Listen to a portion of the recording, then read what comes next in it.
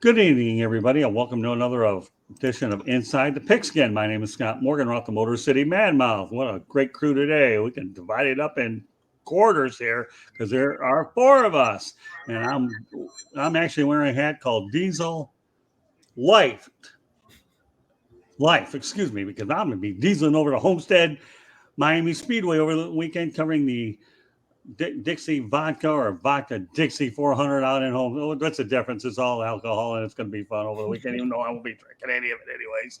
But anyways, please have my Thursday night crew, Steve Ballesteri. Welcome back to the big show, Steve. It's a pleasure to be here. I always look forward to it all week long. Oh, me too. You guys are the best. Mel Farr Jr. We'll be giving him a lot of rocks today. Welcome back to the big show, Mel. Hey, thanks. Appreciate it. yeah, that is dedicated to one of Jennifer's chords. Okay, so we're gonna have some fun with the thing, even though that's the only you're getting. Oh boy, that was a good night. Oh, we're cruel. We are cruel. And Jennifer Lewis, the professional fan. Professional. I like the PUR. You got to keep Sir Purr in there, baby. There you go. All right. Well, we had some pretty good topics tonight. Oh, we got tonight, man. And no, I don't have the alcohol, so don't worry. I've just had some pretty good stuff there with NASCAR. I do want to give you guys a little overview of the trouble I've gotten into all week, though, before we go into football. I had an opportunity to do a one-on-one interview with Al Garcia, the track president for Miami Homestead Speedway. Great one-on-one interview on Monday before our programming. And, of course, Eric Almirola, who's retiring at the end of the year. I got a 5.5-minute deal with him, as well as some of the other shows. So I'm really pumped up for NASCAR over the weekend. Of course, Miami Hurricanes, Duke Blue Devils will be sandwiched in between on Saturday. With that said, okay, we'll get right to it. NFL Amazon to stream on Black Friday game in 2023, Mr. Ballesteri. Do you like it or do you not like it? I don't really have an opinion one way or the other on this.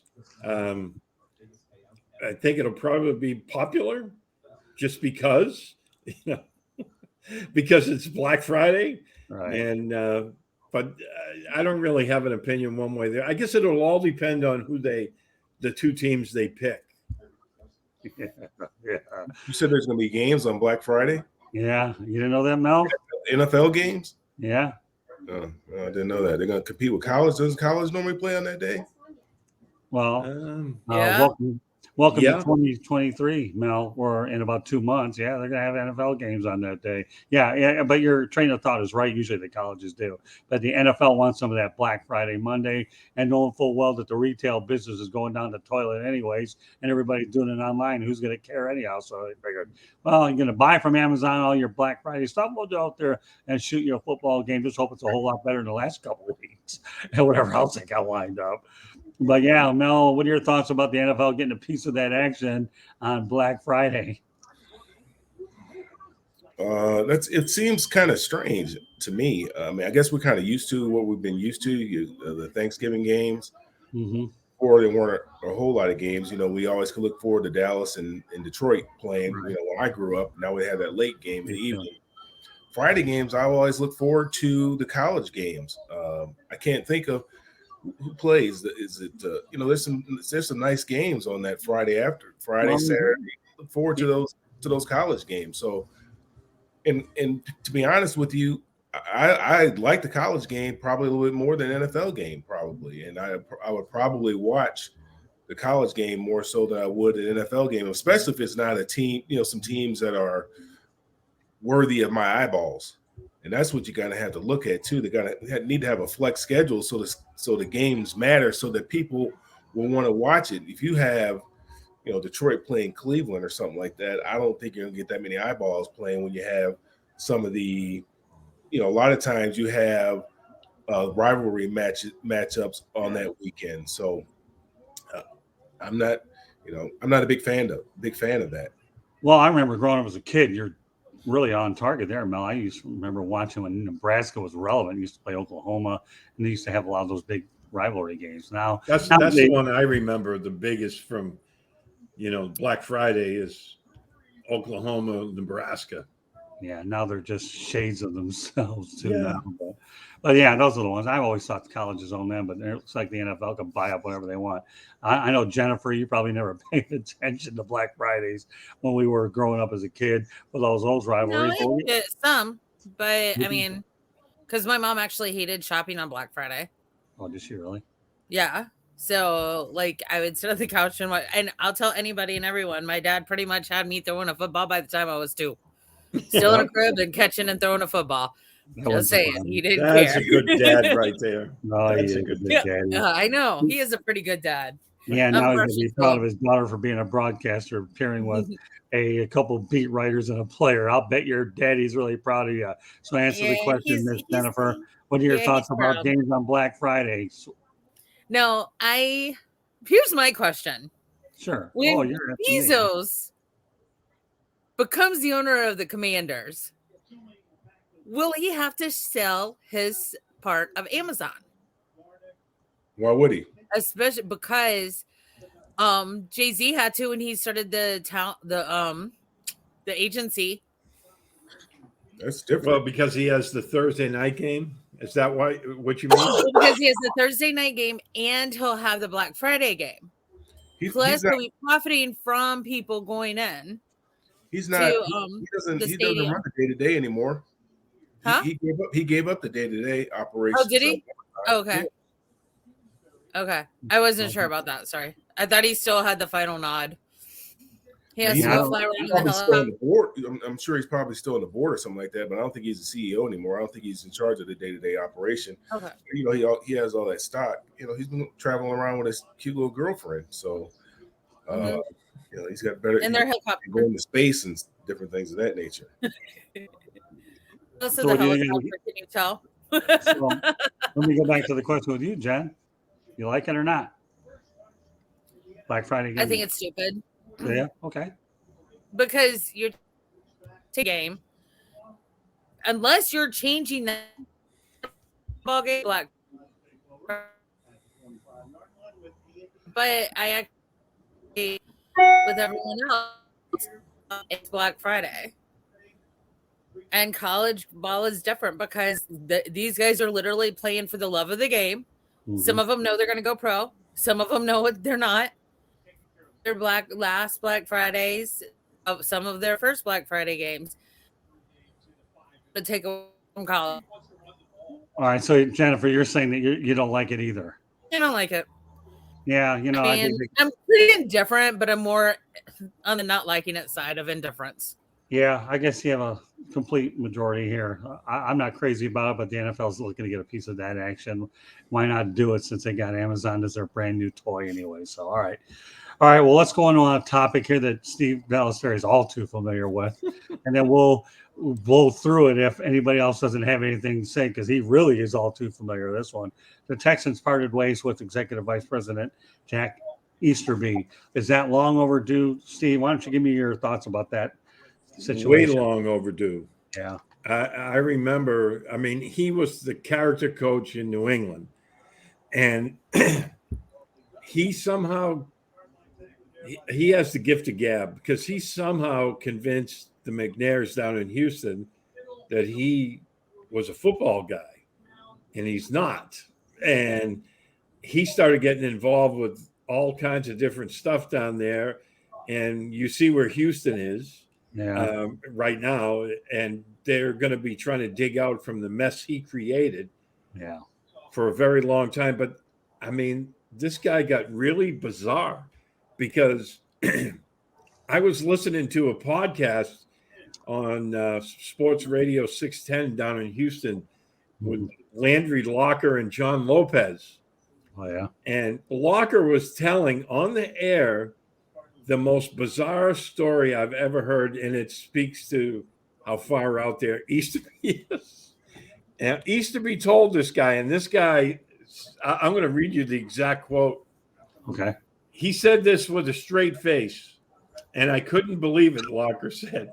He said the reason he left New England, and Locker went on to talk about how he swears he told him this exactly. He says, on everything I love, I put this this is why he said he left New England, because Robert Kraft asked him to clone Bill Belichick. Really? He said that Kraft wanted him to follow Belichick around, take notes on him so they could clone him after he left. Wow. And, when Easterby was talking with this John Locker, and he said, I couldn't do that to Bill. Okay. So that tells you how far out there this guy really was. And I remember when he got involved with football operations, they asked Belichick about it, and Belichick just kind of gave a half grin and said, Jack's not a football guy. And then they asked him another question. He goes, Jack is not a football guy. Wow. And then everything blew up with Deshaun Watson before all these allegations came to light. Mm-hmm. And he alienated everyone in the building with the exception of the McNairs. And I guess they finally got tired of him, and that's why he's out. Interesting. All right, Jen, before you go ahead and comment on this, I'll just let everybody know, subscribe to the South Florida Tribune on our YouTube channel or visit www.southfloridatribune.com and to advertise, call 954-304-4941. The audio portion of the show can be heard on iHeartRadio, Apple, Google, or wherever you get your podcasts. If that's a difficult step, go to youtube.com, look for South Florida Tribune, hit the subscribe button, and you get to see all these podcasts firsthand, as well as all the trouble I cause out in the field, do those videos where I'm all over the place. All right. That said, Jennifer, okay, pick up where Steve, left off. If you have an answer to the mystery of Jack Easterby. Okay. So, Steve, your story about that. Has the dude heard of sarcasm or someone being facetious whatsoever? Oh, no. He was dead serious when he told John Locker. He truly thought Kraft was being serious. He said that he told Locker Kraft that's known why. as a jokester also and a kind of a smart aleck? No, he's not. Oh, okay. I kind of thought he was. I know Belichick is, but yeah, but Belichick was absolutely correct that he had no background in football. None. Well, I will say that he goes more organizational changes with Houston. That's step direct stuff on the topic. I'm sorry, you kind of broke up there a little bit. You broke up, Jen. You there, Jennifer? Well, okay. Yeah, I couldn't really hear what she was asking, but no, Easterby. A lot of people have been saying he was way out there, and a lot of people accused him of being kind of a con man. And the more I hear about his escapades in Houston, I'm not surprised at all. Well, that David Culley situation was a bad look altogether. I'm sure we'll get Jennifer back in a moment, but that David Culley situation was a bad thing. I really felt bad for that guy. I really do. And supposedly that was Easterby's doing. Yeah, no, I believe that. Here's Jennifer. Can you guys hear me? Yeah, there she is. She's back. Okay, Jen, pick it up. Before Steve and I were talking about the David Culley fiasco, but proceed, Jennifer. Okay, sorry. No, I don't really have a dog in that fight. I think it's good that some organizational changes are occurring in Houston. I think there needs more. I think the McNairs need to be booted out. Mel, some thoughts on the Jack Easterby situation? I don't really know enough about him to comment on him, but I will say, given his background, it doesn't necessarily surprise me. Right. But when I say that, I'm saying that, I know a lot of African-American individuals that work in the front office for a lot of organizations that have way more qualifications than this guy. And he got an opportunity to run a program. Yeah. And that's kind of upsetting. That's disheartening to me. I know a guy, man. I grew up with. His dad was a coach, man, longtime coach, was one of those guys' names who would always come up for a head coaching position and never got an opportunity to have a head coaching job in the NFL. And son followed his dad, except he was, worked in the front office, and he was right there ready to get his opportunity. And all of a sudden, boom, it was gone. And, and I know, and he's been around football all his life. Right. This guy started out as a team chaplain. They brought him in to help the players deal with the Aaron Hernandez fiasco, all that stuff that was going on with that. And then, somehow or another, he played his cards right. And next thing you know, obviously he doesn't know anything about football. I mean, he faked it till he could make it, I guess. Mm-hmm. Faked it until folks figured out that he didn't know know what he was talking about. But, he got a very well-paying job, a very respected position that a lot of guys have worked their tails off for and will never get that opportunity. Yeah. Nope. And those are the teams that follow that kind of scenario that you're talking about, Mel, that never win, because when it comes down to it, in the NFL, you're in the business of winning football games, and the goal is to win the ultimate football game in the Super Bowl. And if you're not hiring the best people, then you're not going to win. Well, as much as I hate to bring this example up because it pains me to do it, when the Lions hired Matt Millen to me to lead that organization, but Matt didn't want the job. I mean, William Clay Ford wanted him to have it, but he was definitely not qualified. So they had to bring in an experienced head coach after Marty Morningwig left. And, that was a bad look. But you're right. I guess the bottom line, what Mel's saying is totally right. The guys that are unqualified to get the jobs get them, and then there's a lot of other people that don't get them, and that's the same. So we'll move on to a different topic.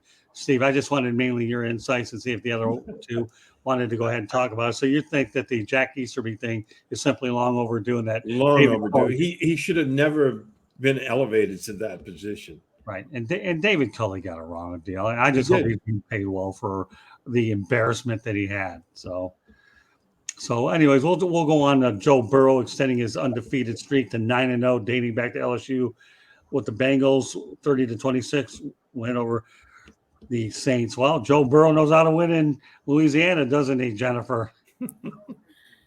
Yep. I would take him for that reason as a quarterback. Yeah, good old Joe Burrow. He's an impressive young man. People say last year was a fluke, but is it really a fluke? Not really. I've known a couple other quarterbacks able to carry their teams on their shoulders, even though he was the most sacked quarterback last season. So how do you like his mastery in Louisiana, Jennifer? Come on. I mean, this guy, he's got a mastery in Louisiana. Probably love the crawfish, and of course the LSU Tigers are eternally great. I mean, not everybody can be perfect, right? Yeah. I mean, if you're eating crawfish, something's weird with you. He is in Louisiana. That's all I can tell. Hey, listen, I like to come up with different stuff, and Joe Burrow being 9-0 in Louisiana isn't the worst thing I've ever seen. Mel, what are your thoughts about Joe B doing well in Louisiana? That's great. Great for the team. They're not playing anybody right now. The Saints aren't a very good football team, although they're up right now. But they're not a very good football team. Andy Dalton threw a touchdown. Yeah, threw a nice little ball too. But they're not a very good football team. When he was at LSU, I mean, they were loaded. Obviously, they were a ton of talent on the teams that he played. But Joe Burrow, I like him as a quarterback. I liked him when he I have my suspicions.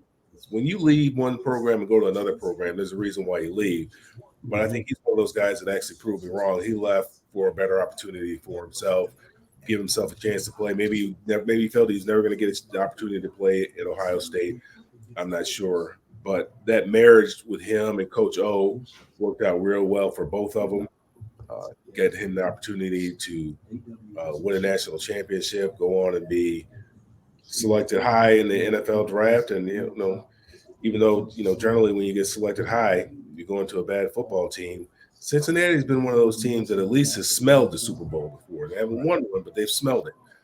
And, we know that ownership is a little bit cheap there. So, but they will stick with their head coach. There won't be a whole lot of turnover there. They'll stick with their head coach probably definitely a lot longer than most owner as well. They're very, very patient. So I think he got an opportunity to go to a pretty good organization, and they're going to have a chance to do some winning there, until they have to pay him. And then we'll see what happens. Well, Zach Taylor's done a good job, and you're right. They gave Marvin Lewis a long leash over there too. And actually, ownership this summer was willing to spend Mike a little bit of money to try to bolster that offensive line. You are right, though. They don't spend a whole lot of money there at all. But for some reason or another, ownership was willing to spend a little bit of money. I think they're also trying to upgrade their practice facilities a little bit as well. So maybe Cincinnati's starting to get it figured out. You do need to spend a little bit of money. But Steve, what are your thoughts about Joe Burrow in Louisiana? I listen with LSU, and then of course, yeah. When I watched him at LSU, especially that national championship game, right, he was just on another plane, wasn't he? And I knew he was going to do well in the NFL. And it started off slow because as Mel said, when you get drafted that high, you're usually going to a really bad football team. And they've been trying to put the pieces around him. Last year, they made it to the big game. Cincinnati's made it a couple of times to the big games, but that one year, twice I think they played. Well, they went to Super Bowl 16 in the Pontiac Silverdome, and then I think they followed it up in Miami. Yeah, that was the John Candy game, right, against Miami. They were up in the last 2 minutes, and they had the 49ers back on their 8-yard line. Yeah, and you were thinking, hey, Cincinnati might pull this one off, and Yeah, listen, when Cincinnati gets to the big games, they lose some pretty good quarterbacks. You can't blame the Bengals too bad. That Montana was on a different plane at the end of that game as well. But no, I like Joe Burrow. I think he's fantastic, and hats off to him. They've struggled a little bit this year, but that comes with the territory. It seems like every year the team that loses the Super Bowl struggles, at least early in the season, the next year. Yeah, well, this year it looks like the Rams are too. But you know what? Yeah. The reason why I brought this topic is I was just intrigued by Joe Burrow being able to win a lot of games in one state, much less being undefeated in that state. He played college ball there, and of course I like Joe Burrow. If he can stay upward and they can keep Joe Mixon out there and they have Jamar Chase, I like the Bengals. I wouldn't rule them out totally a whole lot, but you know what? Joe Burrow is just a class act. And, let's face it, the Bayou should be very thankful that he was a part of their positive sports history, knowing he did win at LSU and he was able to take his act to the Super Bowl. So more power to him that he's 9-0 in the state of Louisiana and beat the Saints 30-26. It was a pretty interesting ball game. All right, we're going to go to a question. Wasn't it the Bengals that I think it was the Bengals last year? I don't think it was the Browns that it was the first playoff appearance since text messaging became a thing. I don't know about that. First playoff the Browns, because the Bengals, when Marvin Lewis was there, made the playoffs almost every year. 7-8 times. I just don't think they won any games. That's all. Yeah, they just couldn't win in the playoffs, but they always had good teams with him. And I think the irony is Andy Dalton. They'll take the Browns to the playoffs. Didn't they go to the playoffs one year with Baker? Yeah. Baker did take them to the playoffs, so I knew it wasn't Baker. I thought it was the Bengals. So the Lions probably haven't been there since text messaging was enabled. Yeah, I know. Well, and the reason I was asking because I remember there's like a meme or something going around last year on Facebook that said that the Bengals hadn't been to the playoffs, hadn't had a text message sent with them legitimately going to the playoffs because text messaging hadn't been invented since their previous playoff appearance. Well, now you got me curious. When did text messaging start? I don't even remember. Early 2000s, late 90s. Oh, well, I'm sure that the Bengals have been there before. Yeah, because Marvin Lewis was still the coach. Yeah, right. That's what I mean. So, and of course, if we want to talk about the Superdome, what about Joe Horn having to have buried in the goalpost? Oh, that was so funny. I'm sorry. Since color television was since we started. We're going to age on this broadcast. Y'all are going soon. I swear, Mel. and yet the irony of the whole thing is that Andy Dalton was the guy who Joe Burrow faced in this last game, I believe, right? So, he ended up seeing the guy on the other end of the Bengals losing to Joe Burrow, who turned out to be a successor. All right. Now, on to a new segment that we're going to probably start today and incorporate one or two of these topics every week. We're going to start going to list, and I'll find one list per show or maybe two. But this week, I believe I had time for at least two. We have the top 5 receiving leaders, and I'll give you the list and how many yards, and you guys can give me your comments, guys and gal, okay? Can give me your comments about the best one of the group. Top 5 receiving leaders, Tyreekhill for Miami's got 701 yards. Stephon Diggs with Buffalo, 656. Justin Jefferson, Minnesota, 654. Cooper Kupp, 607. Jalen Waddle, Miami, 533. Steve, which one intrigues you the most? I guess the word intrigues is probably the best way we can describe all these. Yeah, well, you kind of expected Hill and Diggs to be there, Cooper Kupp. I think Jalen Waddle's coming into his own this year, but I'm really impressed with what I've seen so far this year with Justin Jefferson. Okay. And I mean, all of these guys are really top flight wide receivers, but I think he's having a lot more success than we probably might have envisioned at this stage of the season. So I'll go with him. All of them are very worthy. What about you, Mal? Wide receiver is such a dependent position. You're dependent upon somebody to be able to get the ball to you, somebody that can get the ball to you. So, on the other side of each one of those wide receivers, there's a pretty decent quarterback and or a commitment to get that person the ball or to throw the ball a lot. Right. So wide receiver is one of those positions that's extremely dependent. But what was your question regarding the wide receivers, though? Well, which one intrigues you of this list? You got Tyreek Hill, you have Stephon Diggs, Justin Jefferson, Cooper Kupp, Jalen Waddle. Tyreek Hill, probably because where he came from and where he went, right, and not really knowing, about Tua, what Tua was going to do, whether Tua doesn't have enough arm for him, to be honest with you. I mean, right. He's got to throw that ball way early and let Tyreek run underneath it. Right. But that's really surprising to me. But they're doing a lot of things to keep Tyreek happy, I think, too. I mean, you spend that kind of money to get that kind of player, give up that type of draft capital to get that type of player, and he needs to be a big focal point of your offense. And obviously he is. He's a huge part of what they do over there. And the things that, Jalen Waddle, he's playing well too, and he's all, real dependent upon Tua as well. So, to see both of those guys that are able to flourish, in the same offense, I think that is really surprising because I didn't really know what we were going to get from Tua, to be honest with you. Right. Good answer, Jen. What do you think? Honestly, I got to go with Mel, Tyreek Hill and Waddle, because nobody really did expect to see what Miami would do this year. I do think Tua needs to sit out a couple more games, but I'm fine with him sitting out the rest of the season, and that's just out of concern for his health. I don't have a dog in that fight, but Hill and Waddle have just come into their own. Everybody said Hill wouldn't do anything without Patrick. Everybody said and Chiefs Kingdom that Patrick wouldn't do anything without Hill. Well, they're two really good players, but Hill wanted to make that money, so he went where that money was offered.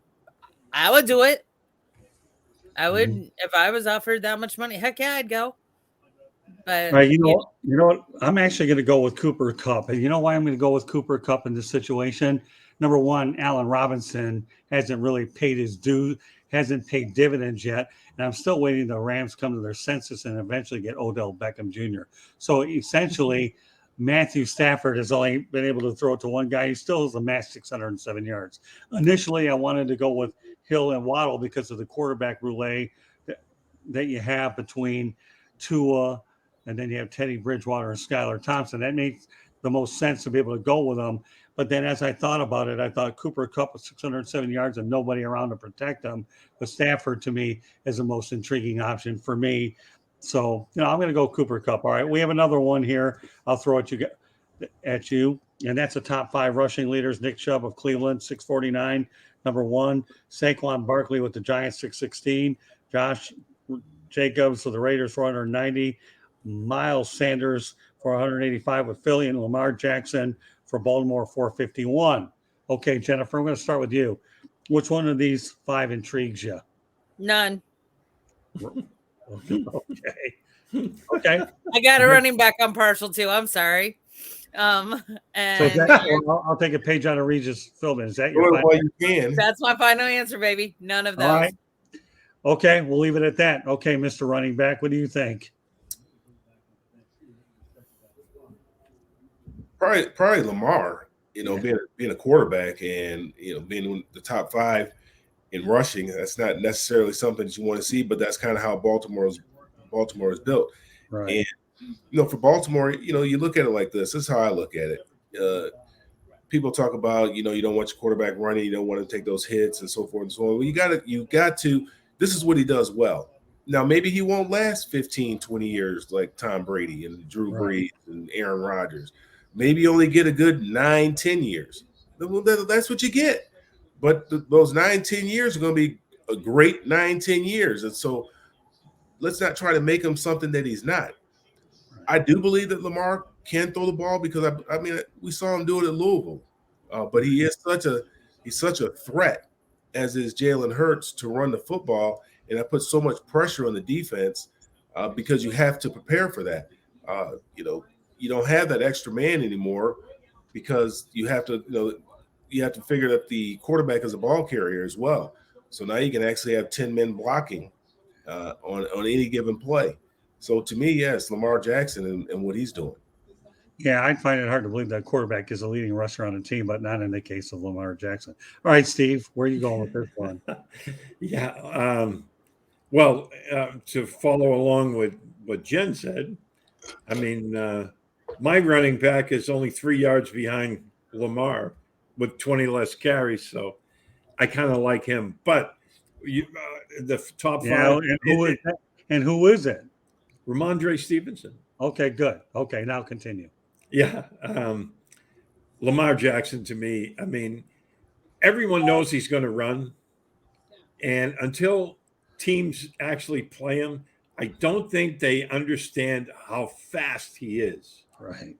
Because, you see him on tape and you're like, yeah, he's got some speed. But when you see him on the field, he just blows people away. Yeah. And he has the capability to run over people as well as run by them. And it seems like every year, everyone's like, oh, they're going to figure out Lamar. I haven't seen it yet. I mean, sometimes they can shut down the passing game on them. But, when he runs the football, I think him and Josh Allen are the 2 outliers among quarterbacks where it's like they're a threat to score every time they touch the football. And they're amazing to watch. But Jackson, to me, is one of the most exciting players in the NFL, if not the most, because every time he touches the ball, you lean forward in your seat. And that's, that's just the way it is. And sometimes when your team is playing his, you're not too happy about the way the game progresses, but that's the way the cookie crumbles. And, I agree with Mel. I mean, he might only have 10 years because of the style that he plays, but right. I remember a tight end for New England. Everyone was saying the same thing. He's not going to last long, but that was 10 really good football seasons with that guy. So, well, I'll tell you what, I'm going to go with Saquon Barkley. And you know why I'm going to go with him? Because he's healthy. Other than that, I wouldn't go with him. So you might as well take the guy while he's healthy. We don't know how long it's going to stay that way. But as of October, Giants are playing good football. They are playing good football. But as of October 20th, 2022, I must go with Saquon Barkley of the Giants with 660 yards. If for no other reason the guy's healthy. At this point of the year, that hadn't been the case the last few years. Of course, doesn't hurt that it's in a contract year. But what I love about Lamar Jackson beyond his running ability, what about his humility? He loves playing the game. He's just a down-to-earth kid. He's going to get paid anyway. It's just the longer you wait, the more it's going to cost you. So it doesn't matter. I think him waiting is the smartest thing ever. People disagree with me. I think he wants out of Baltimore. Baltimore hadn't done enough for him lately, and it's not even about the bottom dollar to me. because he has the talent to be MVP, and he has had it. I think he's been failed by coaching and front office. Good point. Yeah, I've heard that from a lot of different people that he might just They run got out. it from me. I'm There kidding. you go. Hey, listen, let me tell you what, after what you did last week about that, Thank you that for rule, laughing, Steve. I you know don't what, think you knew Jennifer? about that. Oh, seriously. I respect the knowledge of you, Candy, and your other two cohorts beyond the ums. Okay, but when you went off on the Matt Rule thing there, that's the longest I've been quiet for 10 minutes, and It anybody's done it. really was. I was proud of you. Thank you for that. You know what? Jennifer, you're on a roll. I had to do what I knew that night I was not going to lose my voice because I made darn sure you were going to make sure I wasn't going to lose it. Listen, like off record, those What? guys, I don't care what the media reports. I don't care what the players say to the media. Those guys are relieved. I know it for a fact. Okay. Well, I can just say right now, media. Lamar Jackson is the most humble person I've ever seen, and he's everything that's good about the NFL, or a lot of guys that are not good for the NFL. But Lamar Jackson, it'll be interesting to see whether Baltimore pays him or he's going to get paid somewhere else. I'll leave it at that. Somewhere else. But of that choice, I just have to go back to the original top 5 rushing leaders. I'm only going with Saquon Barkley because the man is healthy. So you know what, Steve? You gave me a great segue to the next one, so I'm going to do that. And that's the most total yards. We're going to talk about teams. Buffalo is 2,645, Philly 2,367, Cleveland 2,310, KC 2,294, New Orleans 2,294. And you know what? Mr. Josh Allen has 2,237. How about that? We just talked about Lamar Jackson. All right, Steve, pick it up from there. What are your thoughts? The Bills offense. Oh, and by the way, Andy Dalton just threw an interception in the end zone. So, oh, did he? Okay, 7-3. But so what are your thoughts about that? I think Josh Allen is right now. I think he's the best quarterback in the NFL. He can run, he can throw, and he can make all the throws. Obviously, I mean, he has a cannon for an arm.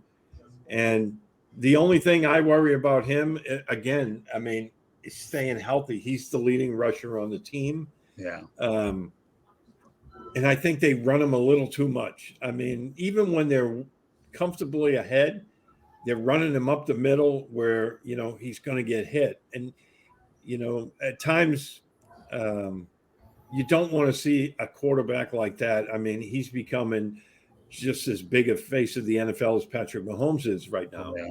And you don't want to see a guy like that get hurt, by running the football in a blowout game. So, no, that's true. But that offense of theirs, and yeah, it's fun to watch if you're a football fan. And Josh Allen right now is definitely on top of his game. That throw he made in the end zone on Sunday, that was a beauty.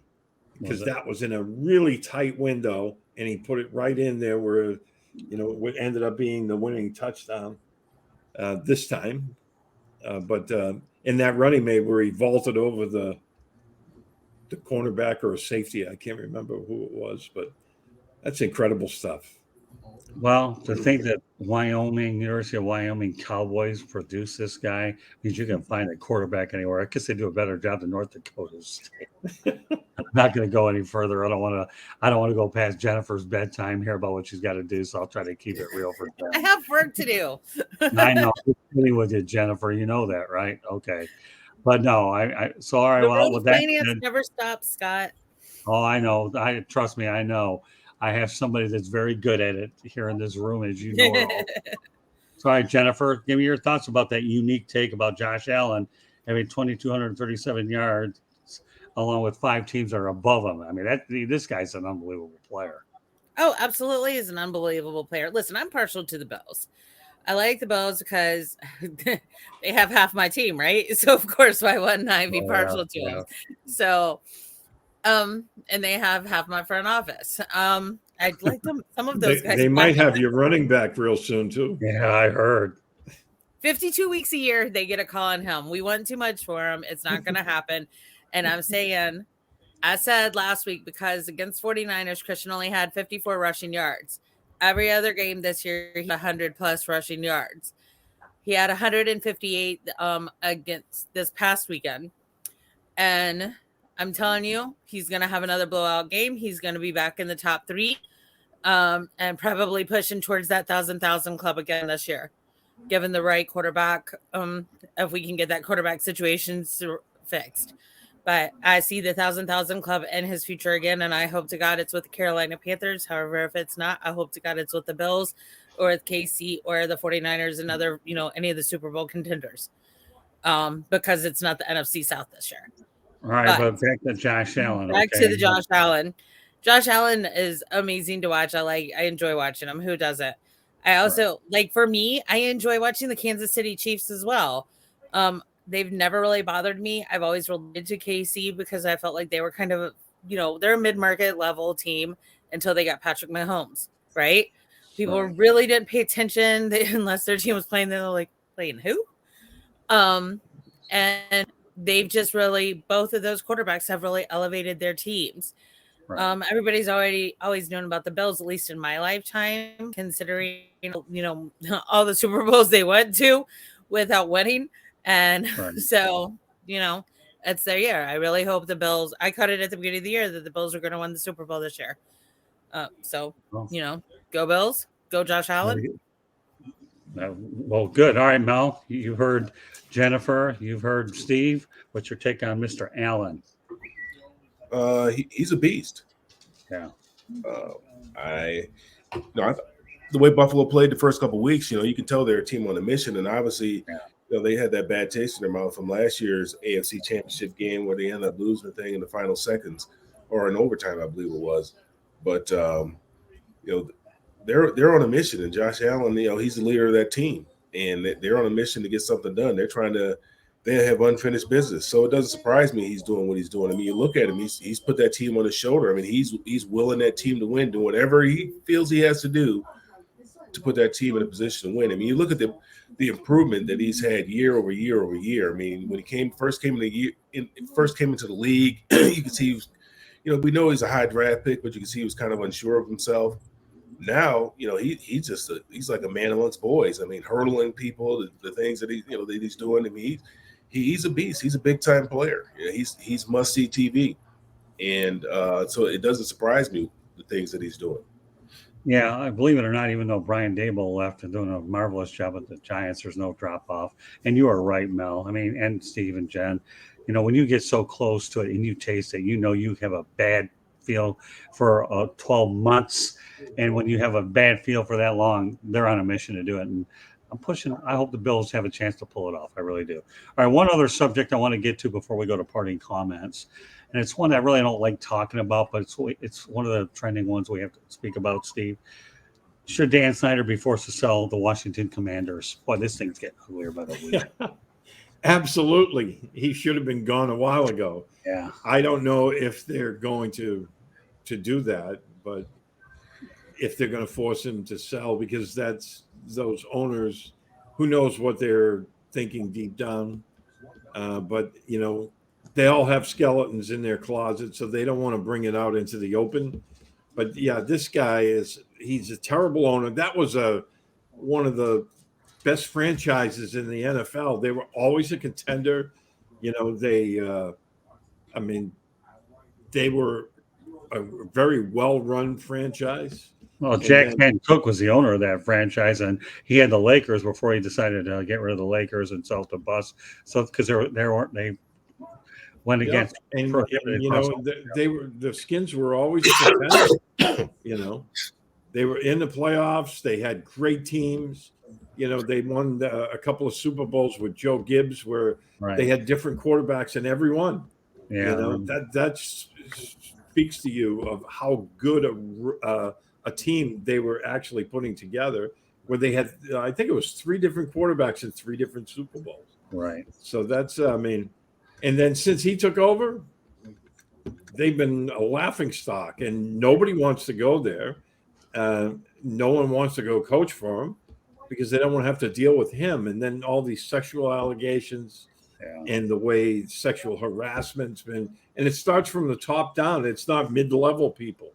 It's not, some assistant coach. It's like all the top executives. It's a horrible run organization, and he needs to go. Jennifer? He needs to have been gone. I know a lot of stuff that I'm not allowed to repeat, but I love that Ursi because all Ursi's secrets are already out in public, right? So like there's really not that many more skeletons. I love that he was the one who said it. I don't understand why Goodell's so afraid of Snyder. If it's because he has, info, maybe he was cheating on his wife. Keep it zip, buddy. You took vows. Enough said. That way, but then what Dan Snyder has done, I said this on Facebook. Dan Snyder shouldn't even be allowed in an NFL stadium, much less own a team. People in Washington and Commanders fans want to just blame it on. Who do you think is taking a lot of heat? Like, this is coming from the top down. We've seen it in Denver. We've seen it here. We've seen it there. We've seen it whenever your office is facing that much scrutiny. It's going to trickle down and hit your players. It's going to hit your fans. It's hitting your bottom dollar. The minority owners were trying to sell before all of this came public anyway. And do we not all know that Jerry Jones has hookers and blow in some of his suites at Cowboy Stadium? Because we do. So why is Jerry Jones scared? And his case just came back up. There's several owners. I mean, to be that rich and that powerful, you've got skeletons. You're probably not a nice person. Chances are. That being said, doesn't mean you're going to be stepping out on your spouse or you're going to be this disaster of a person. So yeah, he needs to sell. He needs to be forced out. He needed to have been forced out. And who the hell cares if he has PIs on him? We all know these boys are angels. We all know what New Orleans owner, Mrs. Benson, has been accused of, and that the NFL is still quietly investigating her. We all know it. Right. Just stop. Like, it doesn't have to be this bad. You don't have to have women's lives threatened, going and having hoodlums knocking on the door 2:00 in the morning, breaking into a girl's apartment to put bugs in her phone. Right. But why do you have a landline this day and age? But why? Why are you so scared of one cheerleader? You're dirty. If you're that scared, you're dirty. And she was smart because she went public. So if anything happens, everybody knows where to look. Okay. Okay, Mel. What do you think about Dan Snyder? It's rich people problems. That's what it is. There's a lot, like everybody's been saying, that a lot of these owners, I mean, they aren't choir boys. I mean, we had Steve's owner, a couple years ago down in the little spa down there in Florida, and Jerry Jones. There's a whole lot of stuff we've heard about Jerry Jones. There's different things on many different owners out there. They're not; these guys aren't choir boys. They didn't get to where they are being choir boys. Right. Now, does it mean that you have to be an a-hole? No. Just because you have a lot of money doesn't mean you have to be an a-hole? No. But, somebody once said to me a long time ago, men acquire money to attract more women. So the more money you have, the more women you're going to attract, obviously. And these guys all have big egos. Right. They have humongous egos. Now, I'm not saying that all of them are cheating on their wives or this, that, and the other, but I can guarantee you that they're all doing some dirt, and they have dirt on one another because they've done it together. I'm certain. The little owners meetings, they go down to the nice little resorts and stuff like that, and there's probably a couple little gals over there, and everybody knows that that's so-and-so's gal. So it's not what Dan Snyder is revealing is probably not anything new. They all know. I mean, we know Jim Irsay, he's had his problems. So I don't think I don't think ownership, they don't like Dan Snyder. A lot of the owners don't like Dan Snyder, have not liked him because of the way that he came into the league. And then with him trying to get the Super Bowl in DC and some of the things that he said about the Bidwell family and so forth and so on, when they ended up getting the Super Bowl and it wasn't awarded to the Washington area. So a lot of the owners don't like him, but now he did have a very powerful friend in Jerry Jones. Right. Everybody knows that was one of his better friends amongst the ownership. Now for these 32 guys to vote one of them off the island, That's gonna be difficult because Well, you need 24 to get it done. pardon me. You need 24 to get it done. 24. I understand that, but I mean that's an exclusive club. Oh yeah. So you gotta get 24 people to vote you off the island. Will it happen? I don't know. I can't say. Okay. Well, let me give a little more information out there. First of all, Dan Snyder went ahead and charged people to attend training camp when he first took over ownership of, at that time, the Redskins. Item number one. Item number two. Okay. Here's the thing. FedEx Field is outdated. They need a new stadium in the worst way. And he has not been able to get one because of all the things that have gone on the last couple of years. Number three, you've had the name change, okay, from the Redskins to the Washington football team to the Commanders. You've had that to deal with. He's overpaid players and they have underperformed.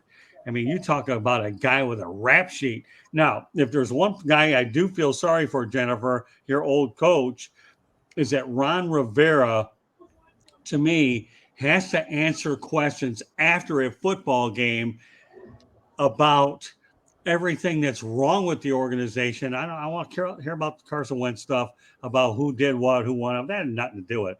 But I do have sympathy for Ron, really do. He had to be part of the name change and all the distractions to cover up, and he wants to focus on football. That's what a football coach is supposed to do, not be the guy that has to cover the owner's tracks. And that, to me, is what Riverboat Ron has had to do. But here's the thing, okay? Now there are suites that are not even being rented at FedEx Field, and the stadium's falling apart. So now you run into a situation where a team that used to make a lot of money is at the bottom of the revenue charts, and the owners will think long and hard about, okay, how much longer can we have the Commanders? That's according to one set of books, though, Scott. Remember, he has multiple sets of books. That's why the IRS is investigating him. Well, okay, but he has a lot of problems, Jennifer, is what he does. Mm-hmm. And when you don't have suites being filled and you're at the bottom of the food chain, the owners aren't looking to have you in a club here where you're a liability to them. That's all I'm saying. If you're a liability to these guys, and the key word here is liability.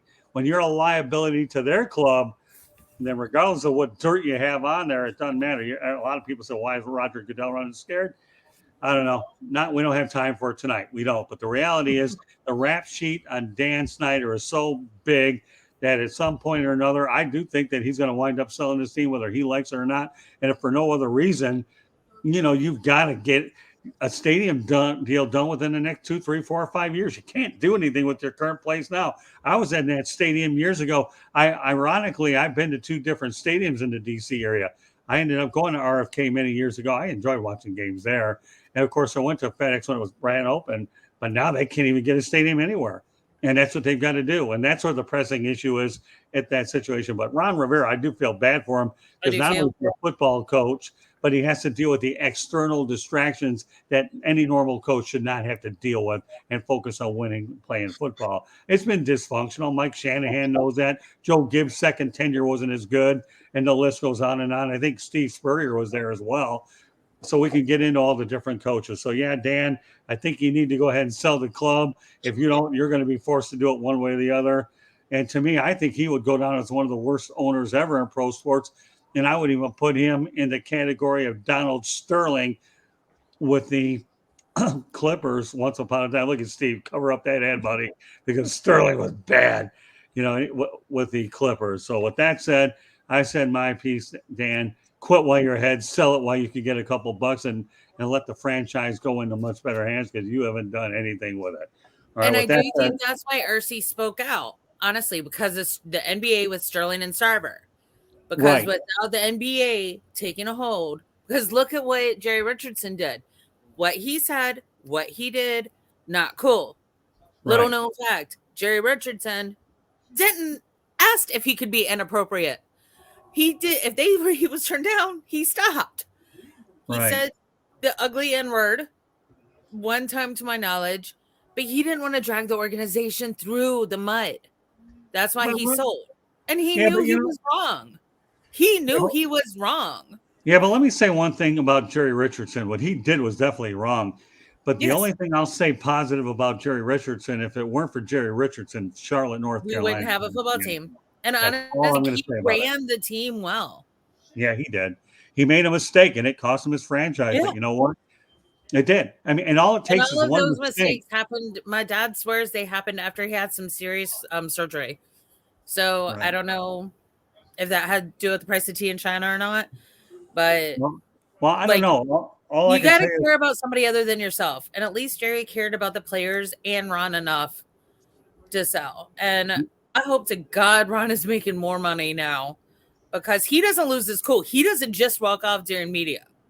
right. So for him to do that, he was not a happy camper. Well, let me tell you, Ron Rivera, I wouldn't be surprised if he gives his resignation and finds another gig somewhere else. That's just my prediction down the road.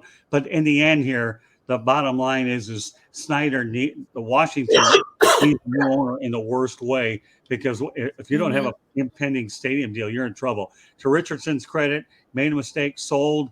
But if it weren't for him, they wouldn't have it. They wouldn't have a franchise. They wouldn't have been in the Super Bowl. Right. Packers haven't been that bad. Actually You go had an back owner and that take made a NASCAR mistake. against McNeil. You had an owner that made a mistake and he paid for it. All right. So let's go on to our parting comments. Okay. Jennifer, lead off. What's on your mind this week? So I'm kind of trying to change it because it was about Dare. So we'll go with Brett Favre. I hope Brett Favre gets the civil judgment against him. I hope he has a case against him. If he does, he'll be like any president of the United States and never actually see a day in jail. But what he's done to the state of Mississippi and robbing welfare folks blind, not cool. He needs to go away. He's been a menace on the NFL, on the DL for so long. And you're not Robin Hood, dude. You're not Robin Hood. Stop. Okay. Steve? Yeah, I wanted to just talk about something that happened after Sunday's game. I thought it was really interesting. Okay. After the game in Cleveland, Bill Belichick brought the entire team back out on the field. And he had said that, because he was asked about it in the media afterwards, and he said, well, many of our players are active in social justice and inequality. And he said, and I told them I wanted them to look at the Browns Ring of Honor because there's 5 names up there that absolutely stand out on the Mount Rushmore of the conversation about inequality. He talked about Paul Brown for integrating the NFL. Then Bill Willis and Marion Motley were 2 of the first African-American players in the league. And then he talked about Jim Brown and Ozzie Newsome. And then he said about Jim Brown, he kind of stands out above everybody for what he stands for with equality, what he stands for in general, and what he was as a football player, and what he is as a man. And then he had the team bus stop and on the way out of the stadium so the players could get out and look at Jim Brown's statues. And he said that, he wanted the players to get out and think about what Jim Brown gave up for, a lot of the issues that these guys are involved with. And he said, I just want you to think about the sacrifices he made. I thought that was a really cool thing to do. And it's one of those team building things, obviously, but at the same time, it's being aware of what's going on around you as a coach and as an individual. And, we talk about stuff like this all the time on here. And right. I just thought that was a really cool thing to do. Well, thanks for bringing it up. I wonder how many of those players actually. I wonder how many of those players actually realize that he coached the Cleveland Browns. I don't know, because a lot of these players are young. They probably weren't even alive when he coached. Let me tell you something, Steve. You know how I can answer that question? Being around covering sports, a lot of players don't know what happened way back in the day. I could get into stories on another show, and I can explain that, but many of them don't. All right, Mel, what's your parting comment? Well, number 9 plays number 10 this weekend in college football. UCLA against Oregon. We're going to every week. Who would that be, Mel? We've been saying, hey, this, we'll find out what UCLA is all about, and all they do is keep winning. and now they got a big game here against Oregon coming up in Eugene, and we're looking for those Bruins to continue on this path and shake up the world. They're gonna. Alabama fell, so anything is possible right now. You get a Pac-12 team with an undefeated Pac-12 team, and they're gonna mess up a lot of things in the college football playoffs. So we're looking forward to these Bruins keeping that streak going. Well, on earlier podcast, Mel, I did predict UCLA would beat Oregon. So I hope I'm right. I hope you're right. I hope everybody in LA is right. All right, I'm going to give you an interesting parting comment. I love the way you brought up Alabama. I don't know what it is about you, Mel. Somehow, some way you read my mind in the most crazy ways. I mean, this is as crazy as it gets to. So I'll give you my parting comment on this. The Alabama Crimson Tide, you ready for this? Has allowed 50-plus points 5 times. Ready? In 1900, they lost 53-5 versus Auburn. 1906, 78-0 loss at Vanderbilt. Okay, again, this is one thing about our shows. I want to make sure you learn something. I'm making sure you learn something here.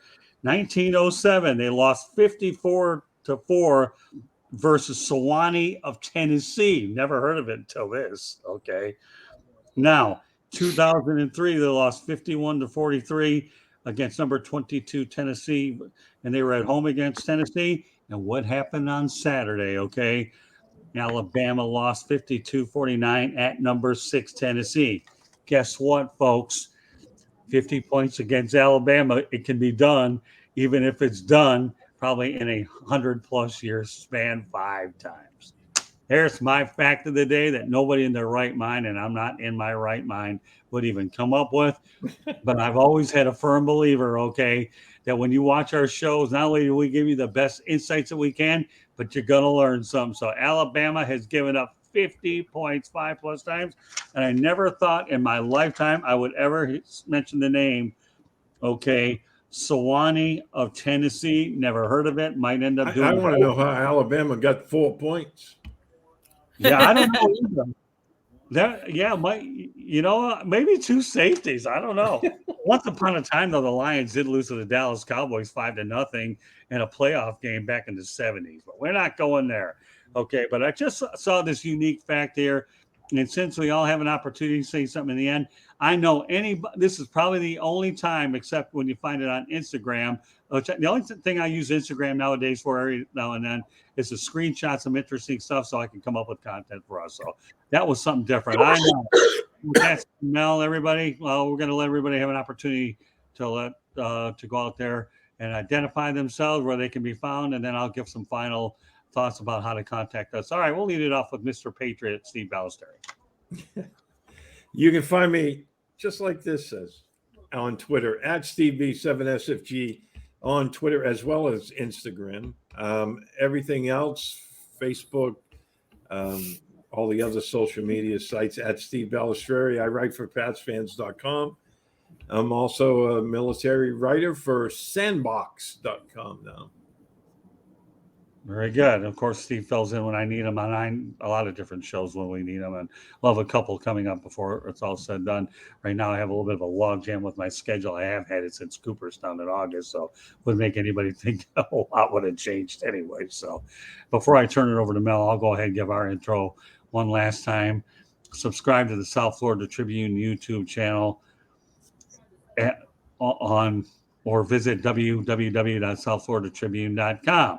And to advertise, call 954-304-4941. The audio portion of the show can be found on iHeartRadio, Apple, Google, or wherever you get your podcasts. Also, you can go to youtube.com. And you can subscribe to the South Florida Tribune that way. Also, if you want to email us, contact us, southfloridatribune@gmail.com. My Twitter information has been on my screen, but I'll mention it anyways. If you're on Twitter, follow me at Tribune South. With that said, I got my stuff out of the way. We'll turn over to Mel. Yeah, I can be found on all social media right here at Mel Farr Jr., just like you see right there. And follow what we have going on here in Georgia and also up in Michigan for the kids at melfar.org. I just want to know when we're getting invited to your house in the Caribbean there. Soon. Yeah. Yeah. Do they have the big chicken up there too? I Where saw I'm him at, drinking KFC cup. I think out in the Caribbean, no big chicken. No, I didn't think so. You never know, though, Mel. I could be headed down your direction anywhere. I get road sick after a while when I haven't been on the road for a couple of weeks. All right, Jennifer, you can close it out here. Thanks. So you can find me on Twitter at Jenna Cheryl. You can find me on Facebook at Jennifer Matthews Lewis. Sorry, had something in my eye. You can find me on Instagram at Jenna Cheryl as well. You can also find me on an array of shows on Sideline Sports. I've also just recently started going to some events, media events, and writing some articles for New Stitched Media for Fago Franklin III.